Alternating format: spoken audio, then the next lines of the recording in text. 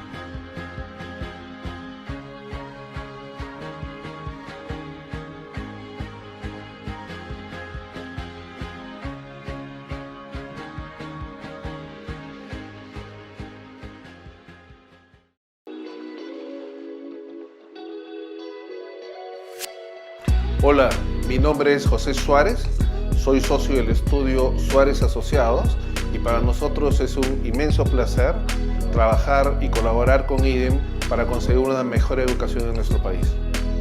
En el estudio Suárez y Asociados creemos en la igualdad de oportunidades, creemos en los sueños y que estos se pueden realizar a través de la educación. Para nosotros es un gusto trabajar conjuntamente con IDEM, unir esfuerzos y de esa manera combatir esta lamentable brecha que hay en la educación nacional. Con ello lograremos poner el camino del éxito a muchos jóvenes peruanos. Hagamos de la educación una tarea de todos.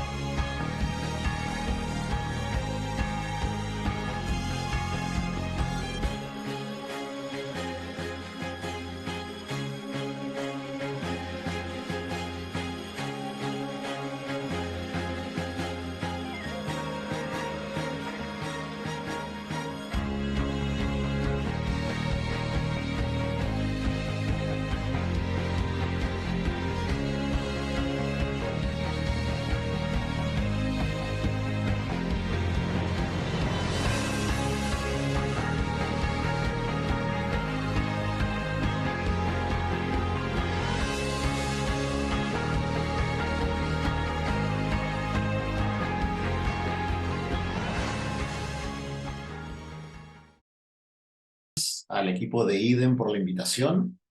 Hoy, el día de hoy, vamos a hablar sobre algunos temas de naturaleza societaria o vinculados con el derecho societario, aplicables sobre todo a las startups. Este es el contenido del taller de hoy, de lo que vamos a hablar. Y bueno, vamos a empezar presentándome. Mi nombre es José Delmar y soy abogado de formación. Tengo más de 25 años de experiencia en temas corporativos, transaccionales, eh, y en general también, pues, ¿no? Vinculados con emprendimientos, sobre todo tecnológicos, porque me saco el sombrero de abogado y me pongo el otro sombrero, soy también emprendedor. Tengo un emprendimiento vinculado con tecnología, bueno, en este momento pues está medio complicado, ya les contaré porque esos son aprendizajes importantes. Eh, ese emprendimiento se llama Anda Technologies. Hicimos un reloj para niños y adultos mayores y pacientes crónicos, etcétera. Lo hicimos desde cero, con una patente incluso y todo lo demás. También tengo otro emprendimiento vinculado con educación y también, bueno, otras cosas que hago. Soy director de Centro de Innovación que hemos armado con la Facultad de Derecho y de Estudios de Posgrado de SAN, y ahí estamos investigando temas de inteligencia artificial y su relación con organizaciones empresariales y, bueno, y sociedad civil, ¿no? Es un poco como antecedente de lo que soy, y lo que vamos a tratar el día de hoy, en lo que tenemos de tiempo, es rápidamente de barrer todos los temas que son relevantes para la constitución y eventualmente finalización de la vida de una startup, ¿no? Vamos a tratar de ir por ellos, no solamente enfocándonos en lo que dice la ley, que bueno, siempre es importante consultar, pero como el público que nos ve es un público que va más allá de solamente el que tiene formación jurídica, sino también, por lo que tengo entendido, hay gente de otras disciplinas como administración de empresas, seguramente también algunos ingenieros que están participando de emprendimientos. Vamos a tratar de no hacer un recorrido demasiado técnico en la parte legal, y sí más bien transmitirles algunos aprendizajes y consejos que creo yo van a ser importantes. Sin más, entremos, ¿no? A ver el primer punto, ¿no? Que es el startup, ¿no? Y por supuesto, esto no tiene que, digamos, no lo tomen como algo absolutamente cerrado, ¿no? Aquí yo he puesto tres temas que son relevantes, pero no son los únicos temas, ¿no?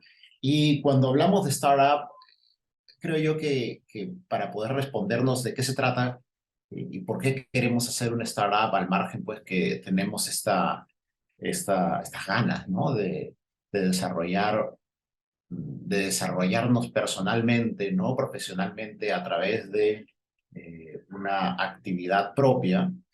Creo que es bien importante desmitificar, ¿no? Todo lo que tiene, lo que se habla de startup, ¿no? No, hacer un startup, en verdad, es uno de los desafíos más grandes que van a tener en la vida.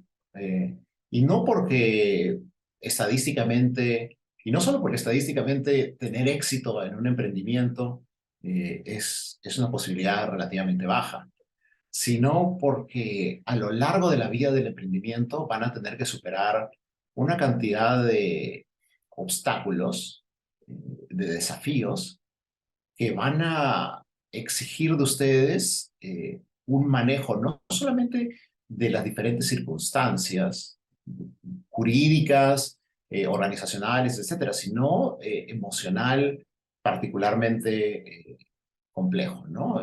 Van a requerir de ustedes una capacidad de mantenerse enfocados, de mantenerse convencidos y firmes en que el camino que han elegido es el camino adecuado, ¿no? Y siempre con los pies en la tierra, siempre conectados con la realidad, ¿no? Porque son dos esferas, ¿no?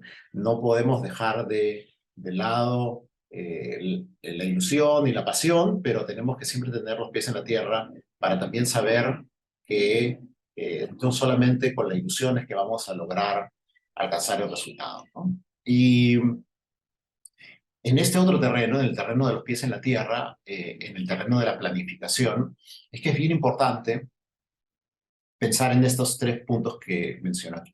Uno, el proyecto. ¿De qué se trata el proyecto? ¿No? Necesitamos tener una idea original, ¿no? Tiene que haber un afán de solucionar un problema y la convicción que nos encontramos frente a una oportunidad que podemos resolver a través de una idea que nos resulta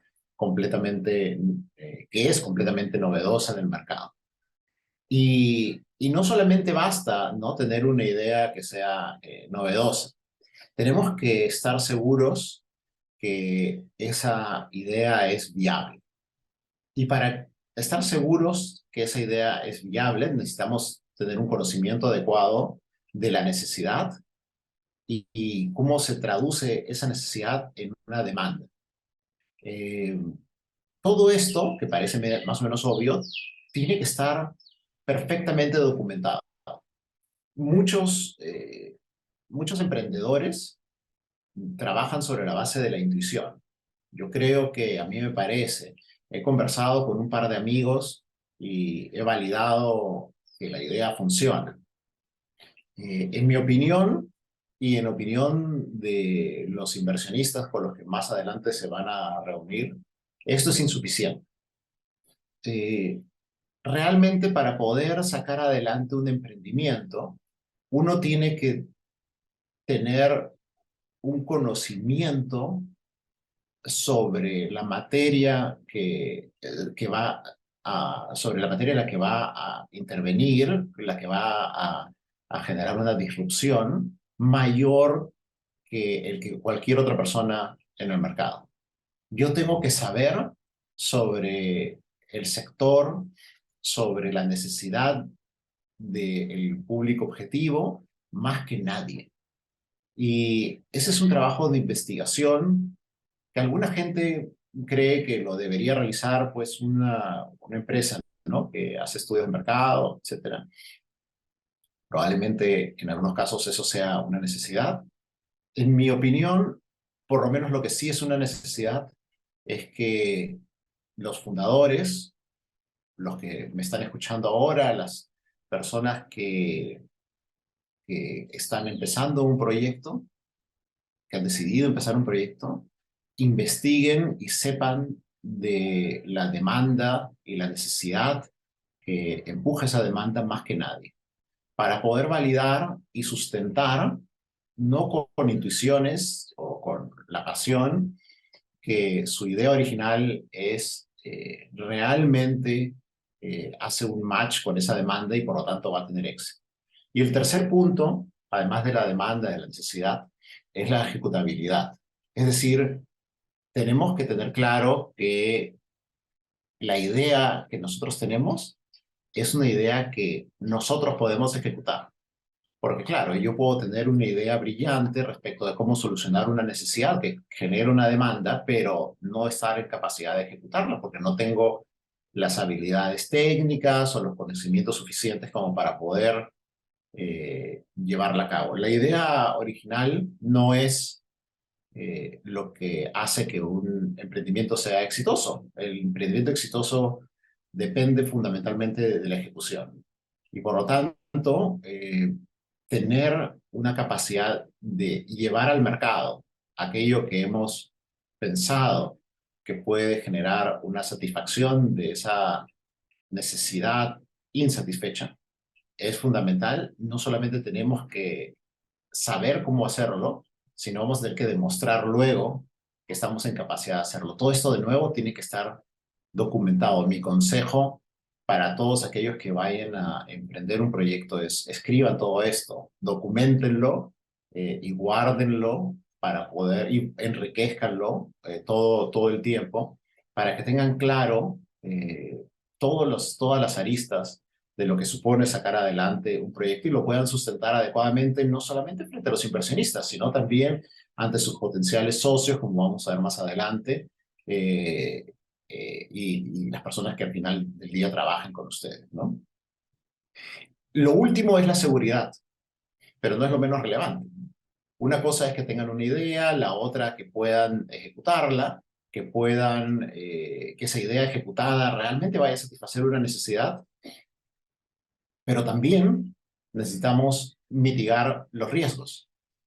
Todo proyecto tiene riesgos, ¿no? El que empiece un emprendimiento y no vea que su emprendimiento puede fracasar, probablemente vaya a fracasar. El buen emprendedor es aquel que no solamente tiene claridad respecto de cuál es su idea original y cuál es la necesidad que está satisfaciendo, etcétera, sino que también es consciente de los riesgos y se anticipa a ellos y los mitiga.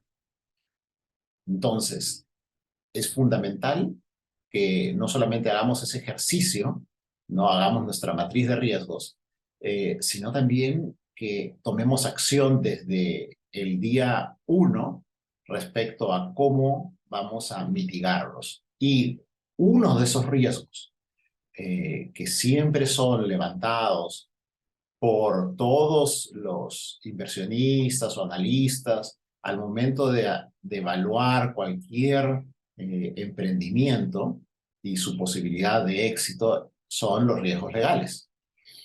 Los riesgos legales son amplísimos, ¿no?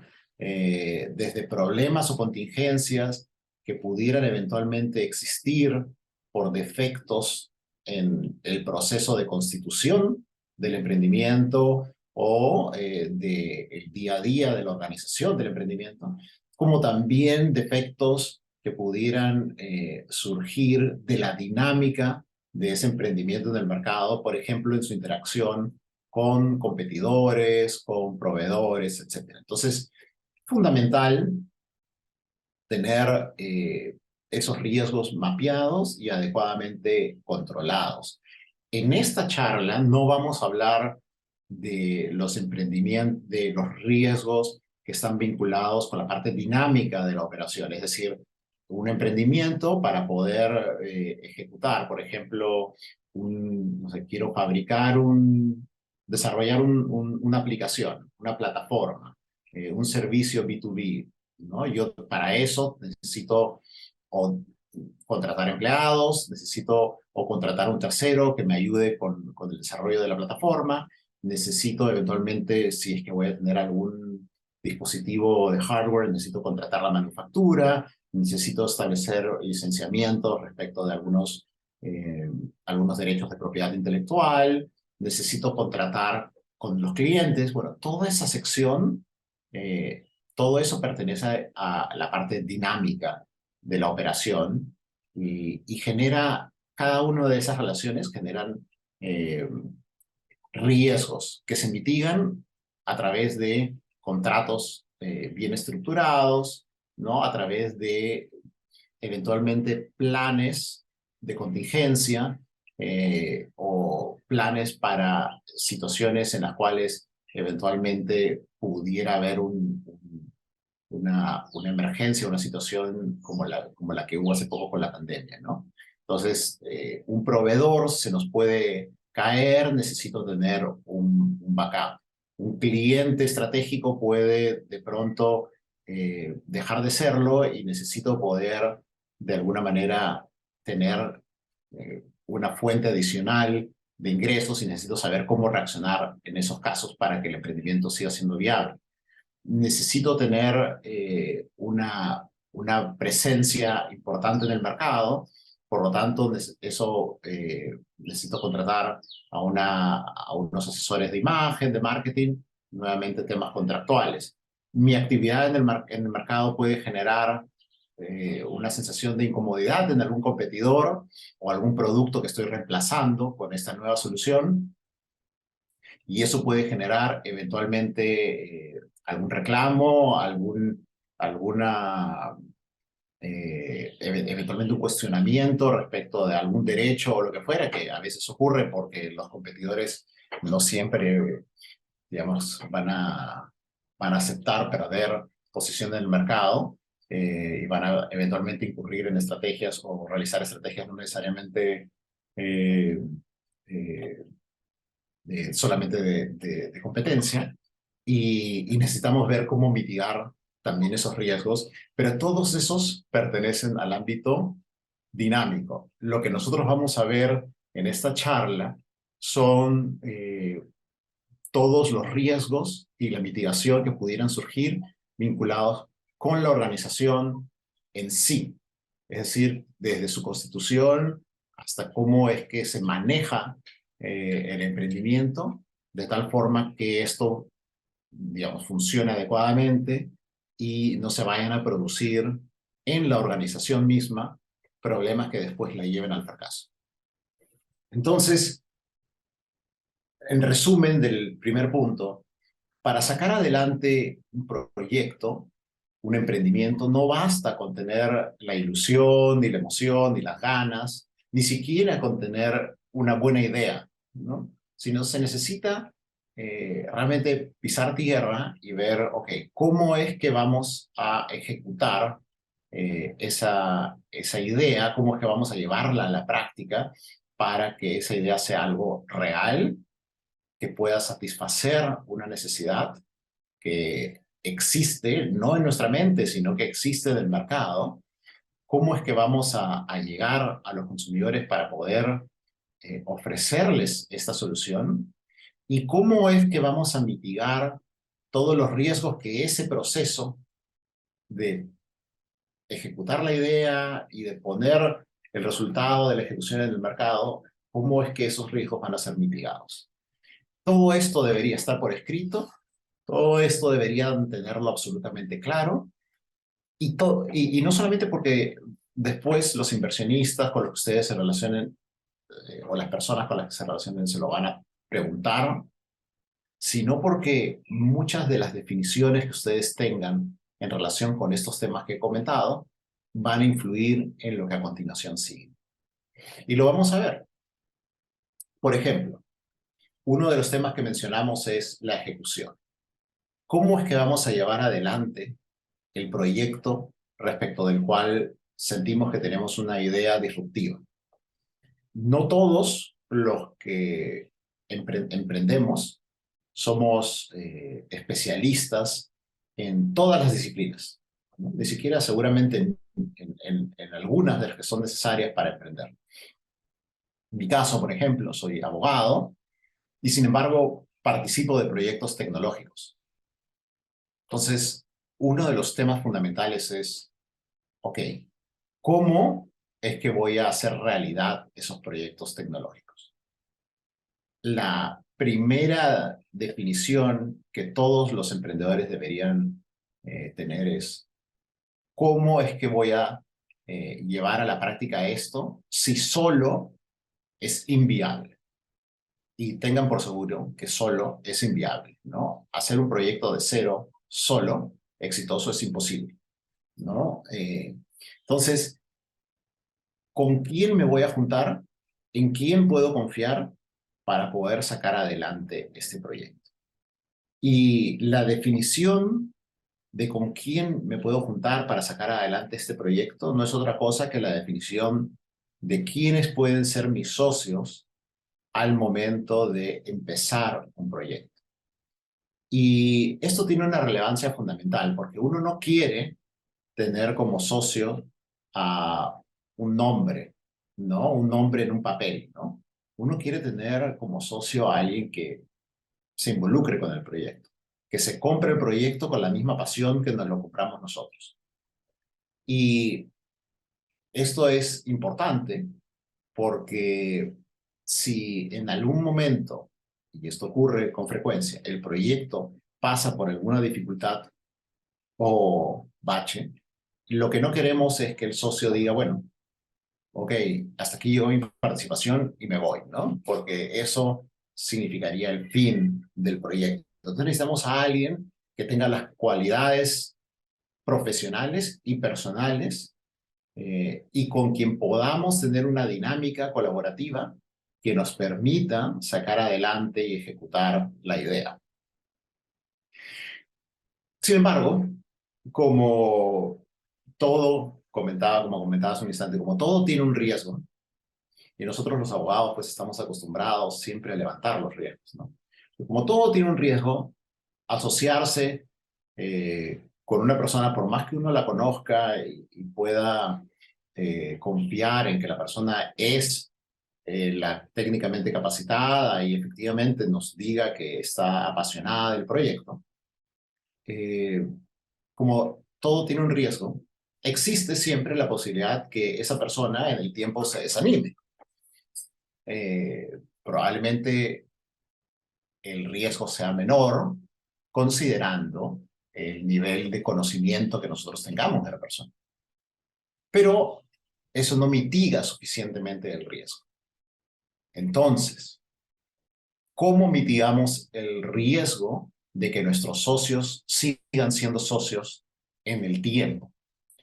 Una de las fórmulas para mitigar el riesgo no solamente es haciendo suerte de screening, conociendo, ¿no?, este due diligence de la persona, sino constituyendo un vehículo, constituyendo una sociedad, ¿no?, donde los fundadores, digamos, en este caso del ejemplo, ¿no?, la persona que he identificado, que me puede ayudar, y yo, participemos en un porcentaje, ahora vamos a hablar de eso, y los dos, o los tres, o los que seamos, nos involucremos, cada uno sumando esfuerzos para poder sacar adelante el proyecto. Entonces, constituir una persona jurídica, es decir, crear una nueva persona, que ya no sea yo, sino que sea de alguna manera el resultado del esfuerzo en conjunto de todos los fundadores, o de los dos fundadores, los que seamos,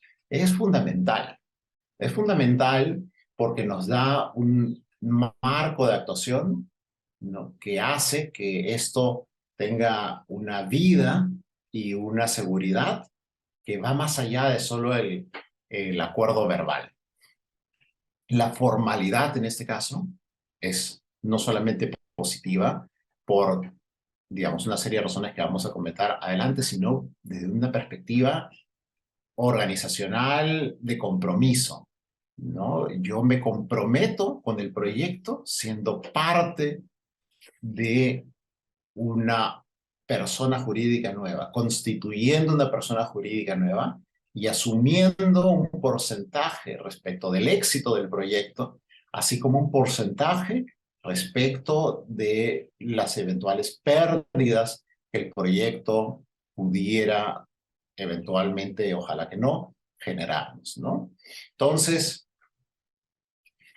la constitución de un vehículo es fundamental y el primer paso que deberían dar ustedes para empezar un proyecto es sentarse con los socios o el socio y decir, vamos a constituir un vehículo para que el vehículo ejecute el proyecto. Esto tiene no solamente este beneficio que comento respecto del compromiso de los fundadores, sino que tiene un beneficio adicional que todos los abogados conocemos bien, y es dividir, ¿no?, la esfera de responsabilidad entre el individuo y el proyecto, ¿no? El proyecto funciona en la persona jurídica y la responsabilidad respecto del proyecto es de la persona jurídica. El patrimonio del individuo y el patrimonio de la persona jurídica que ejecuta el proyecto son dos cosas diferentes. Si yo tengo 100 soles en el banco, pues esos son mis 100 soles. Si la persona jurídica, el proyecto, tiene 1000 soles en su cuenta en el banco, esos son 1000 soles de la persona jurídica. No son míos, no son de los fundadores, son de la persona jurídica, son del proyecto. Y así como yo no puedo coger de la cuenta del banco de la persona jurídica que está ejecutando el proyecto parte de esos 1000 soles, no me los puedo agarrar porque no son míos, son del vehículo, pues igual la persona jurídica ni los acreedores de la persona jurídica eventualmente en el futuro pueden dirigirse contra mi patrimonio, mis 100 soles son míos y están seguros. Cualquier problema, cualquier responsabilidad que tenga la persona jurídica es de la persona jurídica. Entonces, no voy a entrar aquí en temas técnicos vinculados con el levantamiento del velo societario o demás. Lo que sí es importante es que quede claro que la constitución de una sociedad, de una persona jurídica que lleve a cabo el proyecto, tiene, por lo pronto, como hemos dicho hasta ahora, dos beneficios, ¿no? Uno, el de la forma que compromete a los individuos que están interesados en ejecutar el proyecto, ¿no? En una actividad de largo plazo, respecto de la cual eventualmente van a tener un beneficio, y la limitación de responsabilidad, ¿no? Para efectos de lo que interesa en esta charla, quiero que se queden con esos dos mensajes, ¿no? Esos dos beneficios, habiendo, por supuesto, una serie de otros más, ¿no? Pero esos dos beneficios son importantes. Y esos, digamos, esos beneficios, de nuevo, hacen que ustedes deban, cuando vayan a iniciar, cuando tengan la idea del proyecto y hayan identificado quién puede ser su mejor socio para llevarlo a cabo, puedan entonces sentarse en la mesa y decir, bueno, ok, este es un tema fundamental. Y tema fundamental derivado de ese es, ok, ¿cuál es la participación que cada uno va a tener en el proyecto? Todos queremos empujar el proyecto, pero no todos ni tenemos la idea original, ni hemos tenido la idea original, ni lo vamos a empujar con la misma dedicación. Y eso no es necesariamente malo. Eventualmente yo puedo querer que mis socios sean, no sé, igual de apasionados y que le dediquen el mismo tiempo que yo al proyecto.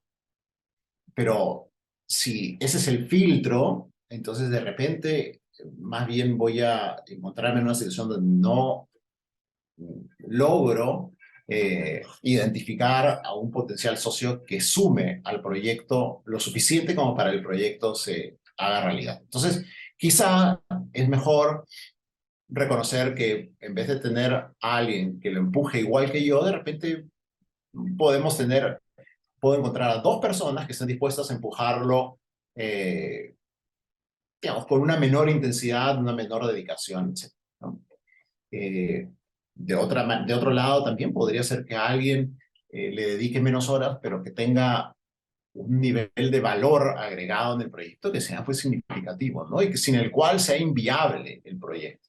Bueno, todas esas conversaciones, todas esas variables se tienen que conversar, poner sobre la mesa y entre los fundadores llegar a un acuerdo respecto de qué porcentaje de participación va a tener cada uno en los resultados y eventualmente en las pérdidas positivas, de resultados positivos o los resultados negativos del proyecto.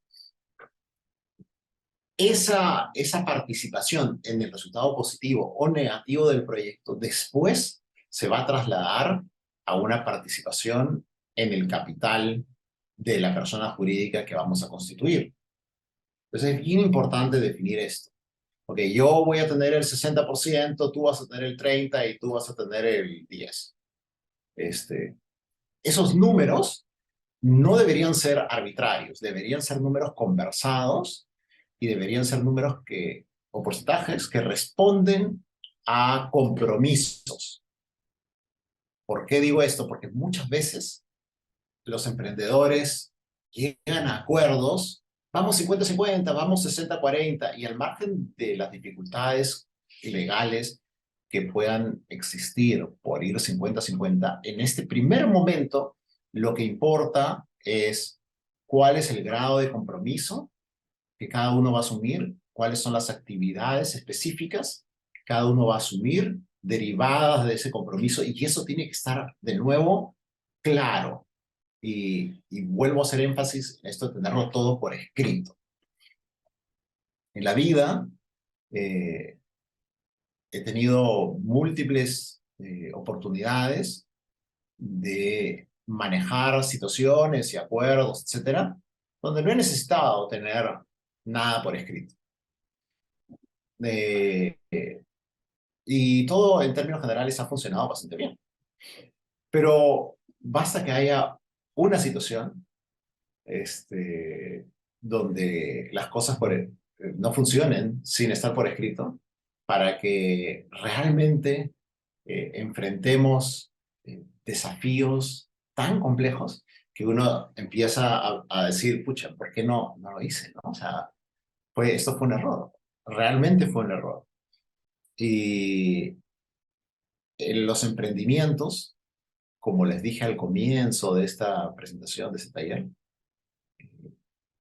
el emprendimiento los va a desafiar, los va a poner frente a circunstancias que probablemente ustedes no se hubieran imaginado enfrentar por el nivel de dificultad que ofrecen. No quieren sumar esa dificultad, discusiones o problemas de falta de claridad respecto de acuerdos tomados. Por lo tanto, insisto y hago énfasis en la necesidad de tener por escrito todos aquellos acuerdos que sean relevantes, relacionados con la organización del emprendimiento y los compromisos que cada uno asume. Entonces, recapitulando, han identificado a sus socios, han identificado qué actividades va a realizar cada uno y van a definir en función a eso cuál es el porcentaje de los beneficios y las pérdidas que cada uno va a asumir. Yo creo que es importante además que todos asuman un porcentaje en las pérdidas. Con esas definiciones de cuáles son las actividades, cuáles son los compromisos y cuáles son los porcentajes, van a sentarse luego a definir, ok, qué vehículo vamos a utilizar como persona jurídica para ejecutar este proyecto. Es decir, qué tipo de persona jurídica vamos a emplear de acuerdo con nuestra ley. Y para simplificarles mucho la vida, realmente aquí no hay un rocket science, ¿no? Hay que elegir el tipo societario que sea el más flexible, porque la vida del emprendimiento es así, no está grabada en piedra, más bien la vida del emprendimiento va cambiando de manera casi diaria, ¿no? Entonces, la figura, el tipo societario idóneo para este tipo de proyectos como lo es un emprendimiento con una vida muy, muy dinámica, es la sociedad anónima. Y dentro de la sociedad anónima tenemos dos figuras centrales que podemos elegir. Una, la sociedad anónima cerrada, y otra, la sociedad anónima regular. Mi consejo, por lo que voy a decirles ahora, mi consejo siempre fue, y es como sugerimos constantemente a los clientes, es opten por una sociedad anónima cerrada. ¿Por qué? Porque ofrece una serie de facilidades respecto del manejo de la organización, respecto de los órganos societarios obligatorios que deben tener. Por ejemplo, la sociedad anónima cerrada puede funcionar sin directorio, como vamos a ver en un ratito. Sin embargo, si su emprendimiento, digamos, es de un nivel tal que van a eventualmente requerir importes significativos de contribuciones de fondos, o etcétera, evalúen con detenimiento si es que la sociedad anónima cerrada es la mejor figura para ustedes. ¿Por qué? Porque, por ejemplo, el no tener un directorio, si bien puede ser compensado con asesores externos, si pudiera ser eventualmente de relevancia para algunos inversionistas institucionales muy sofisticados que les gusta ver que las empresas en donde invierten cuentan con un nivel de involucramiento de los asesores más allá de solamente eventual, sino, digamos, que tengan una participación recurrente, cosa que se logra con la figura del directorio. Asesores, me refiero personas con un nivel de seniority, de experiencia y de independencia que puedan guiar al emprendimiento hacia buen fin, ¿no? Hacia buen puerto. Si bien un Board of Advisors, un consejo de asesores externo podría de manera informal cumplir con esto, no es lo mismo, digamos, no tienen ni los mismos incentivos ni el mismo nivel de mitigación de riesgo que tiene un directorio formal como lo establece la Ley General de Sociedades. Entonces, hay que evaluar, por ejemplo, en ese tema, ¿no? Qué figura les puede convenir dependiendo de cuál sea el avance proyectado, ¿no? Del emprendimiento en el mercado. Estamos hablando, digamos, podríamos tener en el público emprendedores que tienen proyectos pues, más locales, ¿no? Proyectos emprendimientos que no tienen pues un fin necesariamente lucrativo, ¿no? U otros que sí, que tienen emprendimientos de escala, no digo nacional, sino regional o global, ¿no? Entonces, hay que ir mirando, ¿no? Para un emprendimiento que busca satisfacer una necesidad local, no hace falta, ¿no? Tener un directorio, pero para un emprendimiento de carácter global o que busca tener rápidamente una presencia global o porque eventualmente no sé, la mayor demanda, por ejemplo, de la idea que estamos ejecutando, se presenta en un mercado en Latinoamérica, como por ejemplo el mexicano o el brasilero, ¿no? Y al cual podemos acceder con facilidad. Hoy en día, pues de repente, pues en esos proyectos en los que rápidamente vamos a saltar a otro país, de repente sí hace sentido tener gente comprometida en el día a día de la operación, ¿no? Gente senior ya comprometida a nivel organizacional. Entonces, una vez que tenemos definido nuestros socios, respecto de cada uno de los socios su nivel de participación, luego tenemos definido cuál es el tipo societario, el siguiente paso es, constituir la persona jurídica, ¿no? Constituir ese vehículo para poder hacer que este vehículo empiece a desarrollar el proyecto. Este vehículo es el que va a desarrollar el proyecto. Esta persona jurídica es la que va a desarrollar el proyecto. Y para adquirir esa personalidad jurídica y acceder entonces a todos estos beneficios que yo describiendo respecto de los compromisos, la independencia de del patrimonio, etcétera, es fundamental seguir un proceso. Y ese proceso tiene 3 etapas, digamos, ¿no? Una, la elaboración de la minuta de constitución. Y la minuta de constitución es un documento que puede ser muy simple si lo hacen siguiendo un formato preestablecido, cosa que no recomiendo en todos los casos. Eventualmente para algún proyecto pequeño puede ser, pero no lo recomiendo para algún proyecto que tiene, digamos, vocación de escalar rápidamente.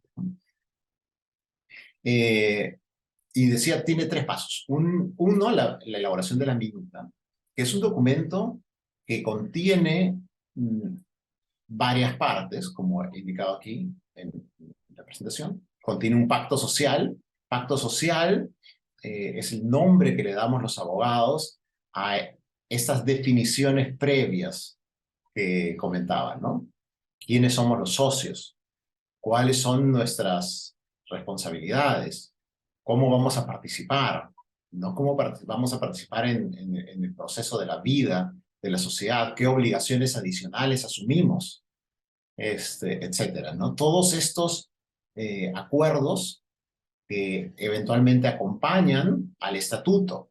El estatuto es el documento, digamos, que rige la vida de la sociedad en el día a día. Establece cómo funciona la sociedad para efectos de tomar acuerdos, para organizarse, para modificar sus acuerdos, etc. Y hay acuerdos complementarios que ahora los vamos a comentar cuando hablemos un poquito de los acuerdos de accionistas. Estos no tienen que estar dentro, digamos, algunos de los acuerdos complementarios que van en los acuerdos de accionistas normalmente pueden estar dentro de la minuta de constitución, ¿no? Dentro del estatuto de la empresa. Por ejemplo, podría estar dentro del estatuto de la empresa los acuerdos como un drag along o un tag along para la venta de la participación de la empresa en el futuro, donde se arrastran eventualmente accionistas que quieren vender, arrastran a los otros, etc. No necesariamente tienen que estar, pero eventualmente podrían estar. La complejidad entonces de la minuta de alguna manera va a depender de no tanto de los acuerdos que ya estos se han tomado y no tanto de la organización propia de la sociedad, que muchas veces viene ya definida por default por la Ley General de Sociedades, sino por aquellos otros acuerdos que nosotros querramos incluir en el estatuto y que pueden ser importantes para nosotros para la vida futura, ¿no? Como por ejemplo, mencioné lo del drag along y tag along, pero podrían haber otros, como por ejemplo, queremos tener mayorías calificadas, queremos que las decisiones de la Junta se adopten por un porcentaje mínimo de accionistas, queremos que no hayan distribución de utilidades si es que no se alcanza un nivel de reserva, por ejemplo, en el patrimonio de X. Queremos, por ejemplo, establecer que exista una parte del capital reservada para otorgar stock options a los trabajadores o al personal clave de la empresa y demás. Todos estos acuerdos pueden estar en la minuta de constitución como parte del estatuto social. Todo esto, digamos, si es que ustedes ya tienen una empresa, ya tienen un emprendimiento y probablemente la hayan constituido con un estatuto muy, muy simple, bueno, no se preocupen, porque para eso no necesariamente tienen que modificar el estatuto. Modificar el estatuto supone seguir todo otra vez un procedimiento formal. Lo pueden hacer a través de un acuerdo de accionistas, como vamos a ver más adelante. Entonces, recapitulando lo que acabo de decir los últimos 5 minutos, para crear el vehículo se tiene que seguir un proceso. Ese proceso es un proceso formal. Ese proceso formal entonces supone, número 1, tener un documento, que es una minuta, y en esa minuta, que tiene que ser preparada por un abogado, esa minuta recoge estos acuerdos preliminares respecto de qué obligaciones va a tener cada uno de los fundadores, su participación en el capital, etcétera, así como la organización de la empresa. ¿Cuáles son las reglas que van a guiar el funcionamiento, la organización y funcionamiento para la toma de decisiones de la empresa, así como otras reglas que pudieran ser fundamentales para la operación de la empresa en el futuro? Esa es la minuta. Es un documento que los fundadores de la persona jurídica firman. Y de acuerdo con el procedimiento que establece nuestra ley, esa minuta tiene que ser luego elevada a escritura pública. Es decir, eso lo hace un notario que transcribe todos estos acuerdos y los, digamos, los pone en una forma que ofrece no solamente una garantía de, digamos, seguridad respecto del contenido de los acuerdos, sino que además también nos da una fecha, ¿no? Que es importante, que es una fecha cierta, porque es una fecha validada por el notario, la de la elevación a escritura pública, porque el notario tiene un documento paralelo, un archivo paralelo donde cada escritura pública tiene un número y ese número va correlativo con una fecha determinada. Por lo tanto, digamos, acá hay una seguridad que los acuerdos de la escritura pública se tomaron en una fecha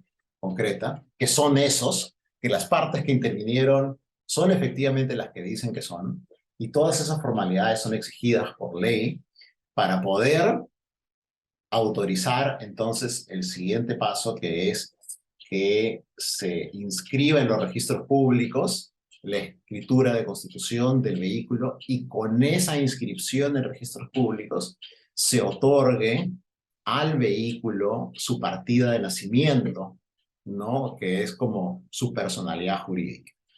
Solo después de haber culminado con este proceso, ¿no? Que es la minuta, la escritura pública y la inscripción, es que nosotros podemos decir, tenemos una persona jurídica. Esa persona jurídica ahora es independiente a nosotros. Y tanto es así que la ley incluso establece que cualquier acto que esta persona jurídica en formación haya realizado, o que los representantes designados por la persona jurídica haya realizado durante el proceso, ¿no? Tienen que ser luego convalidados por la persona jurídica para que ésta asuma la responsabilidad plena. De lo contrario, las personas que actuaron en nombre de la persona jurídica antes de su inscripción son responsables directamente de esos actos, cosa que nadie quiere. Nadie quiere, como dije hace un instante, asumir digamos, poner su patrimonio en juego por el proyecto, por las acciones que eventualmente se van a ejecutar para que el proyecto sea viable. Entonces, es bien importante, esto parece para los abogados, seguramente esto nos parece más o menos obvio, pero no lo es tanto para los que no son abogados. No basta con firmar una minuta. Esa minuta tiene que elevarse a escritura pública. Hay que firmar esa escritura pública y tienen que verificar que esa escritura pública se inscriba en registros. Para todos los que no son abogados y que están viendo esta charla, esas son las formalidades que tienen que seguirse. Acuérdense también que una persona jurídica, una sociedad anónima, es una sociedad de capitales. Por lo tanto, tienen que haber, los socios no solamente se involucran a través de las actividades que vayan a realizar para la constitución del vehículo o las otras que vayan a realizar, digamos, durante la vida del vehículo. Así como participan de las pérdidas y de las ganancias. Por ser una sociedad de capitales, los fundadores tienen que aportar al capital, tienen que realizar una contribución al capital. Y la contribución central es dineraria, la principal es dineraria. Entonces, si bien uno de los requisitos de la minuta y de la escritura de constitución es que exista un capital, hay que tener en cuenta que nuestra ley no establece un capital mínimo para la constitución de la sociedad. Uno podría constituir una sociedad con un capital de 100 soles, lo cual puede parecer favorable para todos los emprendedores que no tienen mucho dinero y que bueno, quieren constituir una sociedad. Digamos, son dos fundadores, ¿no? Dos emprendedores, 60-40, ok, queremos que sea 100 soles de capital, yo pongo 60, tú pones 40. Si bien nuestra ley no establece el requisito de capital mínimo como sí establecen algunas otras jurisdicciones, es bien importante que se pongan a pensar cuánto es que realmente necesito para ejecutar esta idea, ¿no? Cuando les comentaba al comienzo de la viabilidad, no solamente se trata de la viabilidad técnica, ¿no? Es decir, ¿qué puedo hacer yo? ¿Qué sabe hacer el fundador? ¿Qué podemos hacer entre el otro fundador? ¿Qué podemos hacer entre los dos o los tres para poder materializar esta idea y llevarla al mercado? También, obviamente, hay que presupuestar, porque si tengo que contratar a una empresa para que haga el diseño de mi página web, para que haga el diseño de la plataforma, si tengo que contratar a un encargado de imagen, si tengo que eventualmente pagar una planilla, aunque sea chiquita, tengo que tener capital. Y iniciar un emprendimiento con un capital de 100 soles o de 1000 soles podría no ser la mejor opción, porque primero, no necesariamente es el capital con el que voy a poder sobrevivir el tiempo suficiente como para poder tener un producto mínimamente viable que pueda permitirme salir al mercado a buscar inversionistas. Y como no es el capital que me va a permitir sobrevivir, probablemente voy a tener que poner más dinero. Como ese dinero lo voy a tener que poner de mi bolsillo o del bolsillo de nuestros fundadores, eso va a ir entrando a la empresa y va a empezar a generar una situación compleja de manejo contable que va a tener que de alguna manera solucionarse en el futuro con un aumento de capital o alguna otra fórmula para que ese dinero que está entrando quede reflejado adecuadamente. Mientras no esté reflejado adecuadamente en la contabilidad, esto se va a reflejar, digamos, mientras no esté reflejado como un aumento de capital, esto probablemente vaya a quedar registrado como un préstamo de accionista, ¿no? Y a medida que yo esté inyectando dinero a la empresa a través de este tipo de préstamos informales, no solamente voy a generar una dificultad contable, porque voy a, digamos, no una dificultad contable, sino un trabajo contable adicional, voy a generar eventualmente también un problema porque la empresa no va a tener la posibilidad de, digamos, no va a tener, mientras sean informales, no va a tener la posibilidad de deducir intereses de esos préstamos como a cuenta de sus pagos de impuesto a la renta, porque generalmente esos préstamos terminan siendo transferencias bancarias que no están documentadas como exige la ley para que esta deducción del impuesto a la renta sea viable. Y tercero, voy a generar una empresa que tiene, que está subcapitalizada, es decir, que tiene más préstamos que capital, lo cual genera una situación de irregularidad que termina generando que los administradores de la empresa asuman responsabilidad otra vez de manera directa por mandato de la ley. Entonces, si bien constituir una empresa con un capital social de 100 soles puede ser o puede parecer muy práctico, al final del día, cuando uno empieza a mirarlo con lupa, con más detallito, ¿no? Y para eso los abogados, pues, que escuchen esto, digamos, saben, generan otro tipo de complejidades y de riesgos que son justamente los que queremos evitar con la constitución de la sociedad. Entonces, mi consejo es, traten de constituir una sociedad con un capital que les permita al menos vivir los primeros meses, ¿no?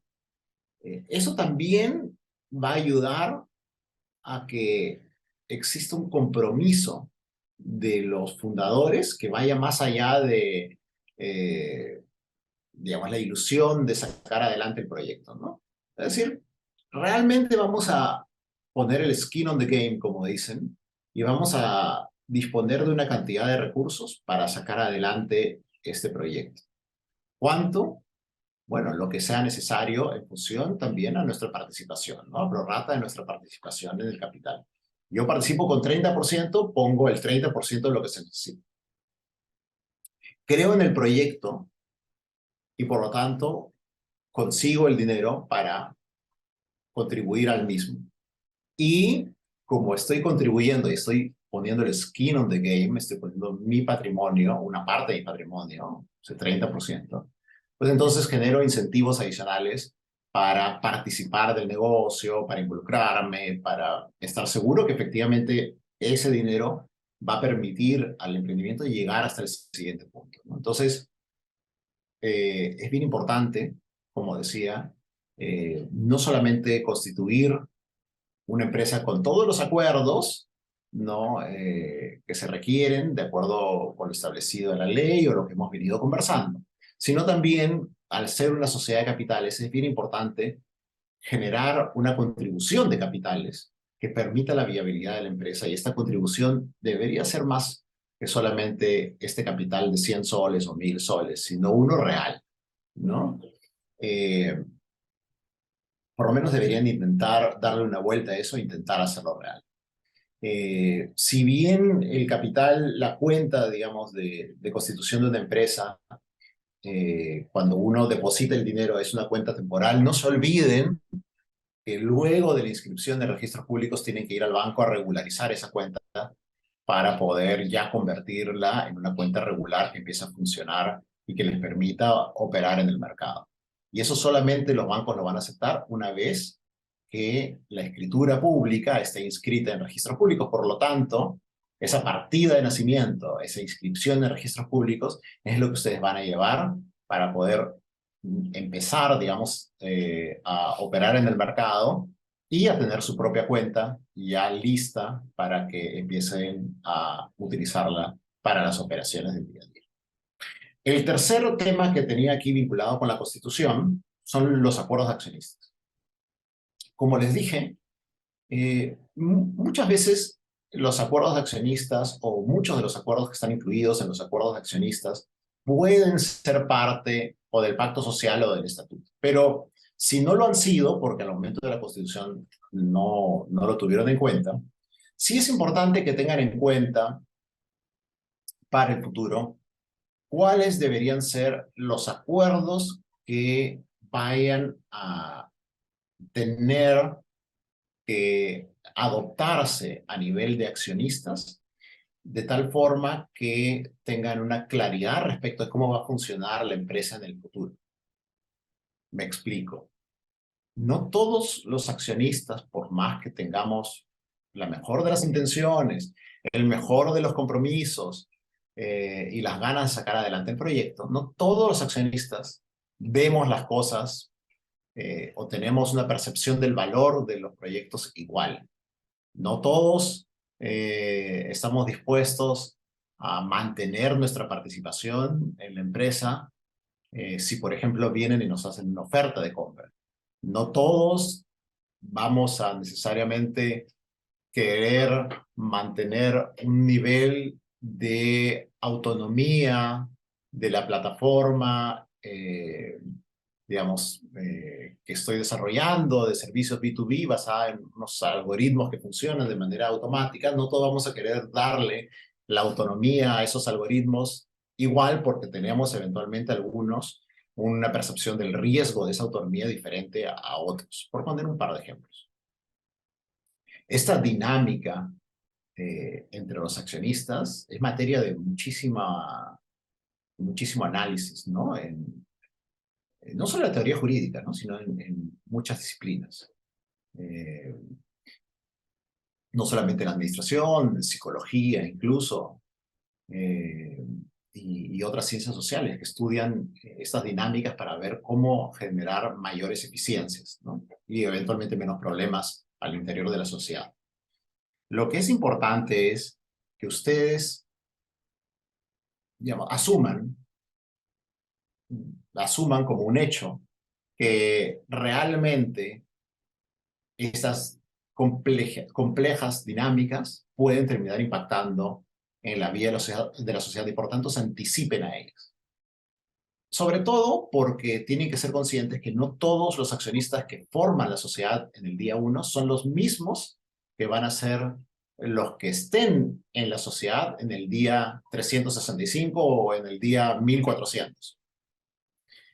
Lo más probable es que en el devenir de la actividad de la sociedad incorpore nuevos accionistas a su capital y esos nuevos accionistas, a medida que vayan contribuyendo con dinero y vayan eventualmente siendo sus contribuciones más importantes porque el valor de la empresa también va escalando, esos accionistas eventualmente podrían ser más distantes en términos de nivel de confianza, más sofisticados en el sentido de que son mucho más profesionales en la forma en que toman sus inversiones y por lo tanto a su vez asuman una serie de responsabilidades frente a los terceros que los financian a efecto de que a su vez inviertan en emprendimientos. Y siendo que entonces en el tiempo la naturaleza de los accionistas va cambiando, es importante establecer un marco que regule a todos los accionistas sin perjuicio de su diferente naturaleza. Sin perjuicio si su interés primordial es invertir en la empresa como uno invierte en la bolsa, si su interés primordial es invertir en la empresa para quedarse 7 años y después vender su participación, como haría un fondo de inversión, o si su interés es realmente el de ser un fundador, ¿no? Y tener un affectio societatis entre el grupito que arma el proyecto, ¿no? Sin importar el tipo de interés, la naturaleza de cada accionista, es importante tener este marco, y este marco es el acuerdo de accionistas. Y este acuerdo de accionistas, que es un documento legal vinculante, es un documento que contiene normalmente regulaciones respecto de cómo es que se adoptan acuerdos específicos, más allá de las formalidades establecidas en la ley para el quórum o para las mayorías calificadas. En los acuerdos de accionistas, ciertos temas que son especialmente sensibles para el negocio o para los accionistas fundadores son expresamente indicados para que respecto de ellos se establezcan fórmulas de protección y que entonces, eventualmente, si su participación se va diluyendo en el tiempo, las decisiones que se puedan tomar no los impacten. Estos acuerdos de accionistas entonces son muy importantes, sobre todo para los fundadores. Los accionistas que vienen en el futuro, los sofisticados, se los van a pedir y eventualmente van a exigir tener voz en cómo se regulan estos acuerdos de accionistas. Por eso creo yo que es incluso más importante que cuando hay un consenso inicial y existe además una claridad de objetivos y se sabe bien hacia dónde se quiere ir y cómo se quieren manejar las relaciones entre los fundadores, es bien importante que en ese momento se establezca este marco, porque luego, durante la vida de la sociedad, la negociación de este marco, de este acuerdo de accionistas, va a ser cada vez más compleja por la cantidad de accionistas que va a haber, y por lo tanto es importantísimo que eso esté bien sólido lo antes posible. Entonces decía, eso puede incluir acuerdos vinculados con cómo se toman decisiones respecto de elementos centrales para la vida de la sociedad, de acuerdo con lo que establezcan los accionistas fundadores. Pues pueden contener, digamos, algunas fórmulas para evitar que los nuevos accionistas vendan su participación sin la participación de los accionistas o de la empresa, siguiendo procedimientos que eventualmente pueden ser más o menos complejos. Pueden tener fórmulas para establecer cómo es que se va a levantar el capital y cómo es que se van a realizar las valorizaciones de la empresa en el tiempo, previamente a ese levantamiento de capital. Pueden tener acuerdos vinculados con las opciones respecto de la participación en el capital que se le van a dar a los empleados clave y cómo se van a valorizar en el tiempo esas opciones. Puede tener regulación respecto de quiénes son los empleados claves para la empresa, quién debería ser el gerente general de la empresa obligatoriamente durante los primeros años o lo que fuera, cuáles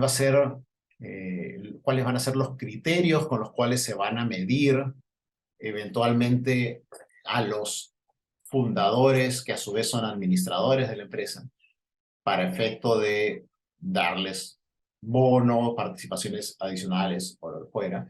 Y en fin, todo un conjunto de reglas que van más allá de la simple organización de la sociedad y que inciden directamente en el valor que la sociedad tiene para cada uno de los accionistas, ¿no? Entonces es bien importante este documento. Muchas veces cuando se estudiaba al menos derecho de sociedades, en mi época ni siquiera se dictaba, ni siquiera se mencionaba el acuerdo de accionistas. Es un documento central Es un documento central. Entonces, yo nuevamente quiero hacer especial énfasis en esta parte de la organización de la sociedad. Muchas veces los emprendedores corren para tener un vehículo y ya, poder funcionar, tener unos representantes, quiénes son los representantes, cuáles son sus poderes, etcétera, y ya está. Y se olvidan que este es el momento, justo cuando están empezando el proyecto, cuando además todos los intereses están alineados, cuando todos los fundadores están felices, cuando todos están empujando con la misma energía, es el momento en el cual es más fácil llegar a un entendimiento sobre un conjunto de temas que a lo largo, después de la vida de la empresa, pueden ser más complicados de definir. Entonces, traten de no pasar por alto esos temas y espero que por lo menos de esta charla, si no se acuerdan de nada de lo que estoy diciendo, se acuerdan de por lo menos que ocupé una gran parte de la charla para hablar de este tema y por lo tanto alguna relevancia debe tener, ¿no? Aunque no la vean en este momento. Entonces pregúntenle a sus abogados o pregúntense, oye, ¿qué más nos ha faltado aquí? Porque este sí es un tema importante y después corregirlo es mucho más complicado. Rápidamente, la organización de una sociedad se divide de acuerdo con la ley en dos, ¿no?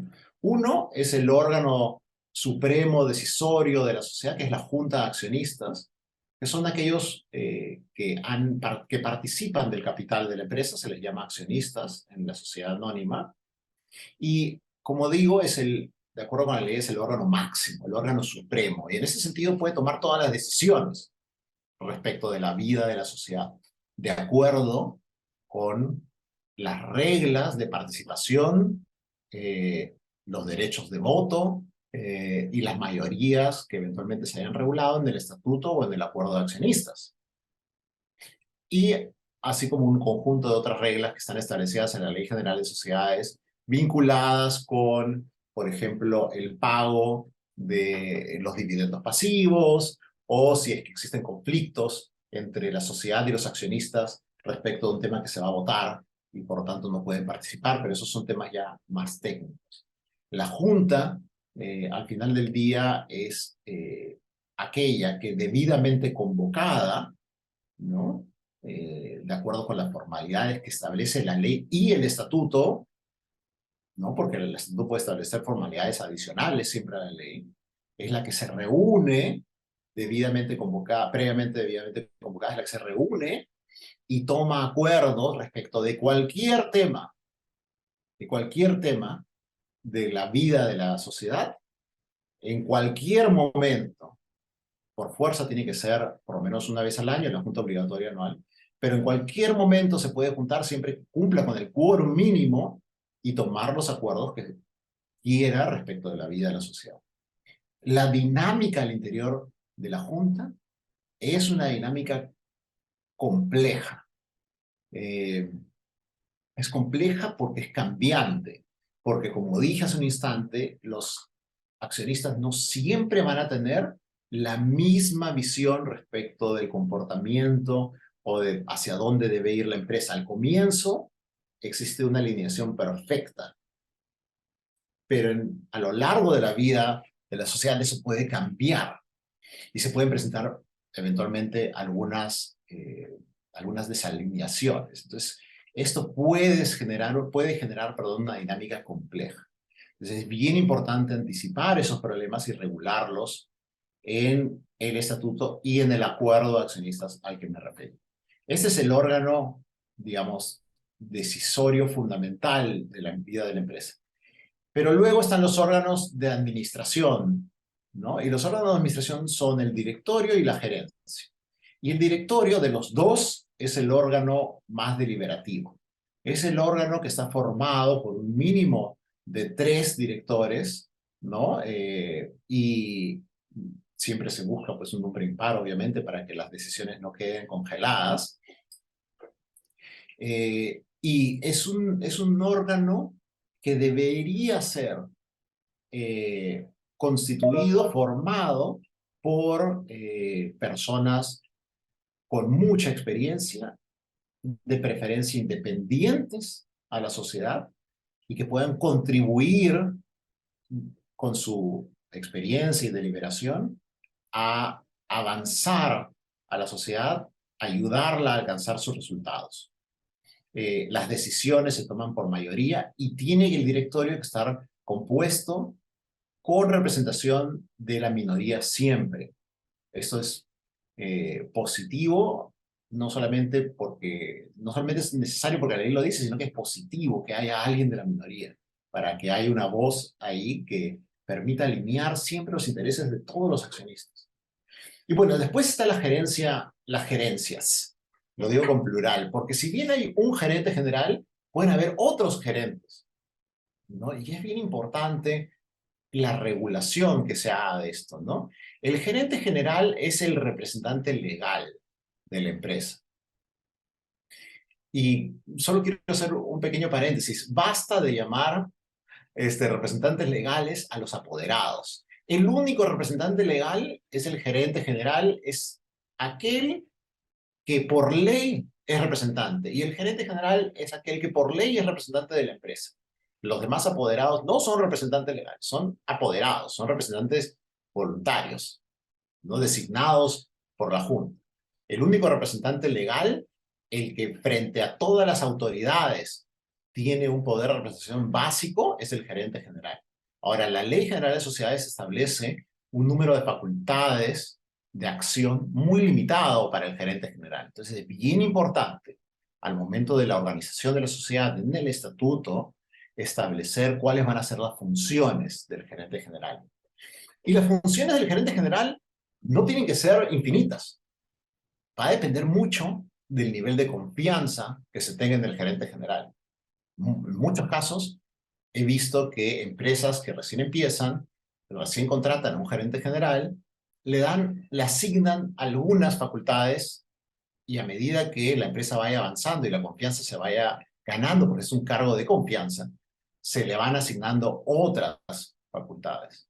El gerente general no tiene por qué disponer de toda la facultad para administrar al 100% de la caja de la empresa. Se le pueden establecer limitaciones. Arriba de tal monto, el gerente general tiene que tiene que actuar con la firma de un director, por ejemplo. Entonces, si bien el cargo de gerente general es un cargo central en la vida de la empresa, es un cargo que por mandato de la ley se le atribuye responsabilidad, se le atribuye representación, pero no se les designa capacidades ilimitadas. Esa capacidad de actuar en nombre de la empresa, tiene que ser definida por la propia empresa en función a la confianza que el gerente general se haya ganado y al momento un poco de la vida de la empresa. Durante la vida de la empresa hay dos etapas importantes, ¿no? Una es la de levantamiento de capital o fondeo, y bueno, luego está el exit, ¿no? Y esto es importantísimo también. Todos los fundadores deben tener una estrategia de fondeo. Y esta estrategia de fondeo no consiste solamente en saber, ok, ¿a quién le puedo pedir dinero? Y no consiste solamente en saber que, ok, tengo Friends and Family primero, ¿no? Luego tengo aceleradoras, capital semilla, ¿no? Y saber esa... Significa más, significa saber en qué momento de la vida de la empresa voy a tener que contar con dinero para poder seguir empujándola. No en función a el esquema de capital semilla, etcétera, sino en qué momento, de acuerdo con mi proyección del negocio. Es decir, yo he puesto una cantidad de dinero como capital inicial y eso me tiene que llevar hasta cierto punto. Luego de ese punto, lo ideal es que yo pueda conseguir dinero para llegar hasta otro punto. Esos puntos tienen que estar definidos por el avance de la empresa en el mercado, por la venta, el nivel de ventas o el nivel de penetración o el nivel de posicionamiento que la empresa vaya logrando en el mercado. Y eso luego va a tener un correlato en a quién le pido dinero. Pero primero es, ¿cómo es que yo estoy como empresa en el mercado? ¿Hasta dónde he llegado con el dinero que tengo? ¿Y hasta dónde voy a llegar con el dinero que estoy pidiendo? Y eso requiere un plan. Sin un plan, uno no puede pedir dinero. Nadie se lo va a dar. Pero habiendo levantado el dinero, uno tiene que tener un plan para poder utilizar ese dinero para poder llegar al siguiente punto. Y uno tiene que ser cuidadoso. Bueno, habiendo dicho eso, hay tres formas, de entre muchas, que son las comunes para levantar dinero. Uno, deuda, que es básicamente préstamos, pueden ser contratos de mutuo o cualquier otro esquema por el cual la empresa obtiene dinero y se obliga a pagarlo en cierto tiempo, de cierta manera, ¿no? Con ciertos intereses. Me prestan 1.000, me obligo a pagar esos 1.000 en, no sé, 3 años, en cuotas de lo que fuera.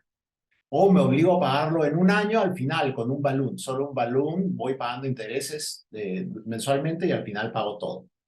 En fin, este es un esquema. El otro es capital. Consigo nuevos socios, es decir, personas que inviertan. Y aquí es bien importante tener en cuenta que es bueno para la empresa que cada aumento de capital, que cada ingreso de nuevos socios venga de la mano de un incremento de valor de la empresa. Si hoy día mi empresa vale 100 porque he logrado esto, tengo una patente, tengo un plan de negocios, tengo un directorio senior y tengo un producto mínimamente viable, bueno, entonces cuando vaya a pedir dinero, espero que no solamente los accionistas nuevos valoren mi empresa en 100, sino que me ayuden a que el siguiente levantamiento ya no sea 100, sino sea de repente a 500. ¿Por qué? Porque he logrado nuevas cosas. He empezado a vender, tengo ingresos por tanto, tengo, en fin, no tengo nuevos contratos y así, ¿no? ¿Por qué? Porque si es que no vamos incrementando el valor de la empresa a medida que vamos levantando dinero, entonces nos vamos todos diluyendo mucho más rápido. Y los accionistas, fundadores, muchas veces pasa que se van diluyendo y terminan teniendo un porcentaje que al principio los fundadores éramos 3 y teníamos el 100%. Ahora somos 3 y tenemos el 10%. Eso es un desastre, ¿no? Porque ya ahí aquellos que éramos los apasionados del negocio, los interesados en sacarlo adelante, pues perdimos toda la expectativa de ganancia y por lo tanto ya no nos interesa tanto el proyecto, ¿no? Entonces es bien importante ir aumentando el valor de la empresa para que el valor de la participación de los nuevos accionistas no termine diluyéndonos. Y la tercera figura es la deuda convertible, es decir, deuda que luego pasa a convertirse en equity dependiendo de ciertos condicionamientos. Esto es una muy buena opción. Lo que hay que regular ahí son varias cosas, ¿no? Pero es importante establecer la fórmula de conversión, ¿no? La deuda, ¿a cuánto se va a convertir de equity? Y para eso necesitamos incrementar el valor del negocio en el tiempo, y esto es fundamental, ¿no? Queremos conservar, y creo que el mensaje es, hay muchas formas de levantar capital. Cualquier forma que utilicen, utilícenla siempre que tengan un plan que permita que el dinero que obtengan se traduzca en un plazo concreto en un mayor valor de la empresa. Si no tienen eso, realmente no busquen todavía dinero, busquen más bien ver cómo hacerse más eficientes, cómo ustedes mismos generar más ventas, etcétera, ¿no? No salgan a pedir dinero por pedir dinero y si lo obtienen, no lo gasten en cosas innecesarias. No necesitan tener la oficina premium, ni necesitan tener la página web más sofisticada. Inviértanlo en el negocio, inviértanlo en aquello que les va a permitir generar mayor valor. porque, y esa es mi última lámina, una de las preguntas que siempre se hace a todos los fundadores es, ¿cuál es el plan de salida? ¿Cuál es tu exit? Es decir, ¿cómo es que imaginas que tu negocio eventualmente en el futuro va a ser tan exitoso que va a venir alguien y te lo va a comprar? O eventualmente, ¿cuál es tu plan para en el futuro vender tu negocio, ¿no? Y uno tiene que tener una idea, no cerrada, no grabada en piedra como nada vinculado con el emprendimiento, pero sí una idea de qué va a ser, ¿no? Y qué va a pasar. Y en ese sentido, es bien importante estar ordenados, siempre trabajando, mirando el negocio y el mercado, adaptando, ajustando la vida del negocio a ese mercado. Y en el momento que uno quiera eh, o empiece a pensar en que eventualmente pueden haber oportunidades de venta, prepararse bien, ¿no? Y para eso, lamentablemente no tenemos mucho tiempo ahora, pero tengan en cuenta que siempre hay algunos pasos centrales y todos van a tener que son más fáciles de ejecutar si es que se han organizado bien, ¿no? Si es que la organización de la empresa está bien, si es que sus libros societarios están al día, si es que todos los acuerdos han sido adoptados válidamente, si es que tienen sus acuerdos de accionistas bien, ¿no? Y esto es primero hacer un vendor's due diligence, que es básicamente una mirada de cómo está la empresa hoy día por parte de nosotros mismos, los accionistas, ¿no? Luego ya viene el contrato, el SPA o contrato de venta de las acciones de la empresa, del negocio, y muchas veces se asumen obligaciones post-cierre, porque bueno, eventualmente los fundadores tenemos un contacto, una participación en el mercado, nuestro nombre, nuestro involucramiento con el negocio es fundamental para que el negocio siga vivo y entonces hay que trasladar eso a los nuevos adquirentes, entonces eventualmente se establecen obligaciones post-closing. Algunas pueden estar reguladas del contrato en el SPA, algunas otras eventualmente en documentos complementarios o en el mismo Shareholders Agreement que se pueden hacer adendas, ¿no? Y el último camino, eventualmente del exit, pues es el camino que nadie quiere recorrer, pero que tengo que mencionarlo, porque lamentablemente, pues, las empresas que realmente logran tener éxito, los emprendimientos que realmente logran tener éxito son pocos, ¿no? En algún momento o en otro, eventualmente los emprendimientos se pueden parar. Y eso puede dejar al emprendimiento con deudas, responsabilidades frente a diversos acreedores, imposibilidad de pagos, etc. Y uno tiene que estar preparado mentalmente para enfrentar esa situación y saber pues bueno, que es un proceso natural y común, que muchos emprendimientos lamentablemente tienen que transitar y que no es negativo. Lamentablemente en nuestro país no existe una costumbre todavía, no existe un conocimiento profundo, ¿no? De la dinámica de los emprendimientos. Y muchas veces los fundadores ven como algo negativo, un fracaso, que el emprendimiento no funcione, cuando en otros países que un emprendedor tenga uno o dos fracasos previos es positivo, son lecciones, porque les permite a los inversionistas ver pues, que el segundo o el tercer emprendimiento, luego ya de un fracaso, ofrecen, digamos, genera en esos emprendedores más conocimiento y por lo tanto más seguridad, más probabilidades de éxito, quiero decir. Entonces, que un emprendimiento fracase no es algo negativo. Lo negativo es eventualmente no aprender de esos fracasos, ¿no? No saber cuándo parar, no saber cuándo decir, bueno, en verdad ya no es viable el negocio, ¿no? Y lamentablemente tengo que parar.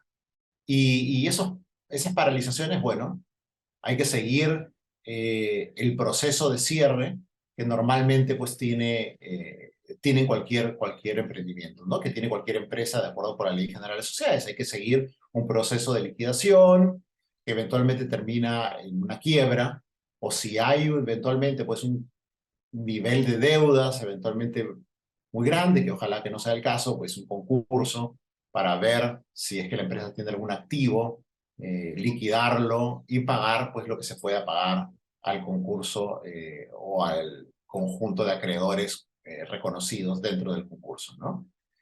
De nuevo, que un emprendimiento no funcione no significa que el emprendimiento o que los fundadores sean,